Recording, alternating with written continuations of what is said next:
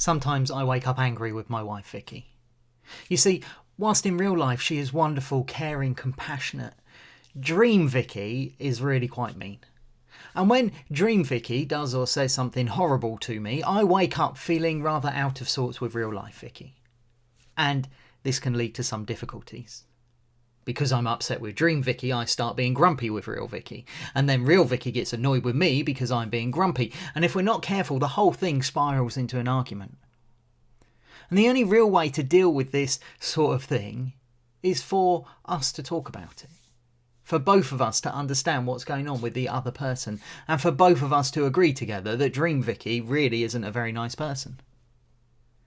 You see, the key in making any relationship work well is communication.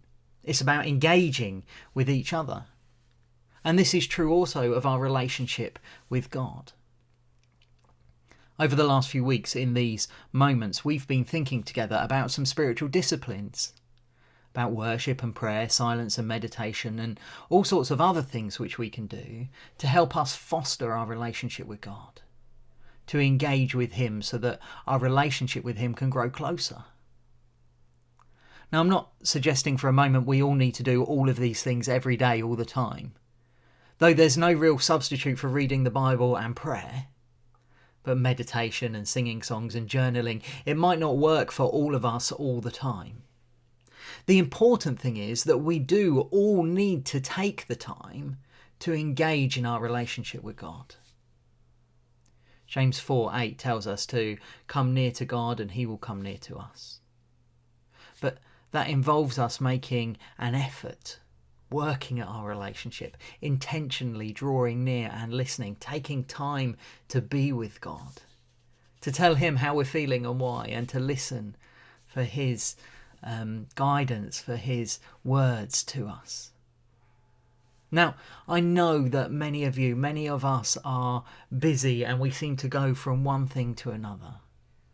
But let me ask you, if you sit down and think about it, if you add it all up, how much time do you spend each day watching TV? Do you spend half an hour? More? An hour a day? 2, 3? How much time a day do you spend reading? How much time do you spend listening to the radio or music? How much time do you spend playing games on your phone? Now, it's not that any of those things are wrong. Some of them can be really good and helpful for us. But how much time we spend doing things shows us where some of our priorities are. If you add up all the time you spend watching TV, listening to the radio or music, playing games on your phone, reading, whatever it is you do, and add up how much time each day you spend on your relationship with God, I wonder how the two compare. Do you think you could? Do you think you should give the TV half an hour less each day and to give God half an hour more? Some of the spiritual disciplines we've talked about might help you. You might have other ways of connecting with God, but I'd encourage you to make a commitment with me today to give God just a little bit more of your time, just a little bit more of your focus, so that you can grow closer to him, so that you can make your relationship with him work better. Next week as a church we are starting together a new venture. We're going to be reading the book of Acts, a little piece each weekday, and then we're going to reflect on some of the passages here in these thoughts twice a week as well. If you haven't already seen the reading plan, do get in touch with me and I'll send one to you.